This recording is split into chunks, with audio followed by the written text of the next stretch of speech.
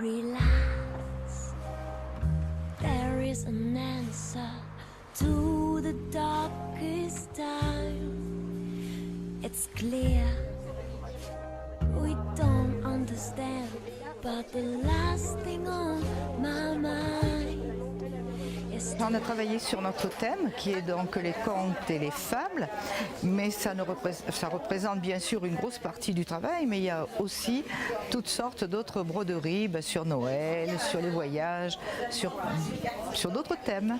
Tous les stands qui sont là, comme à la salle du temps libre, ce sont des créateurs ou des commerces en bas, mais tout ce qui touche l'art du fil.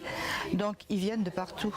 J'en ai qui viennent de l'Isère, j'en ai d'autres qui viennent du sud, de l'Est, de partout, de tous les coins de France.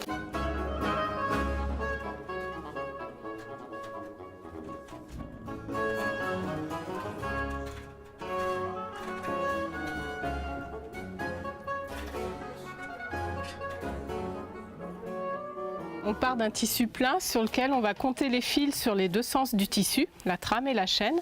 Et à partir d'un motif dessiné au préalable sur papier quadrillé, on va reporter ce motif sur le tissu en retirant certains fils. Et les trous formés s'appellent des jours. Ce n'est pas de la broderie, parce que la broderie consiste à ajouter du fil sur un tissu existant, alors que là, à partir d'un tissu existant, on va retirer des fils. Donc c'est de l'ajourage. Vous êtes une débrodeuse? Oui.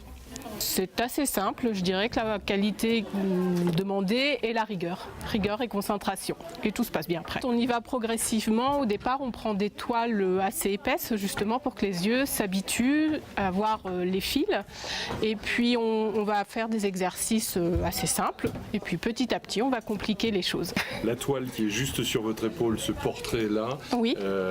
Il faut votre niveau à vous pour le faire, et il faut combien de temps quand on... Là il y a 350 heures de travail, alors c'est hors temps de création, hors temps où on pense à quelque chose et on défait pour refaire, voilà, c'est une estimation on va dire.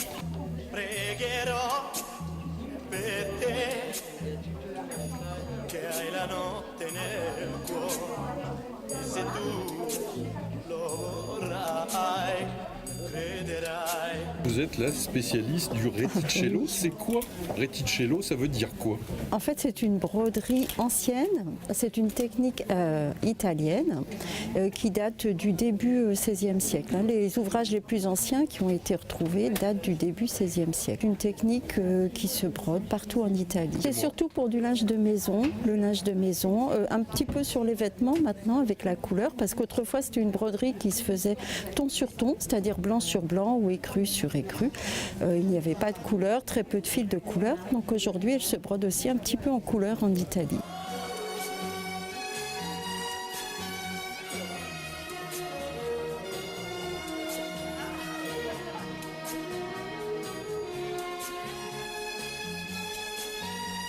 Ça a démarré, j'avais rencontré Madame Sabi à notre précédente exposition et nous avons discuté toutes les deux. C'était 250 chromolithographies qui représentaient en fait des productions des différents commerces de Limoges, milieu 19e, début 20e. C'était un support commercial qui servait à la fois à communiquer sur le produit, à communiquer sur l'entreprise et à communiquer et à donner même des éléments, j'allais dire, concernant des tarifs. Donc on les a laissés avancer jusqu'à ce qui est présenté aujourd'hui, qui leur a pris une année de travail pour présenter le recto et le verso d'une chromolithographie de l'entreprise Boursa où il y a une thématique autour d'enfants et puis une autre sur la définition de l'entreprise. On a fait un choix qui a été fait avec plusieurs bien sûr brodeuses de faire en fait un encart publicitaire qu'on retrouve ici. On le retrouve évidemment là sur les chromolithographies en deux endroits et nous donc pour pouvoir réaliser ce travail, il a fallu faire une grille donc qu'on aperçoit ici, c'est un extrait de la grille et on a brodé ensuite sur ces grilles avec les couleurs et les symboles qui sont bien expliqués sur les grilles et en finalité on a pu faire le recto et le verso de ces encarts publicitaires.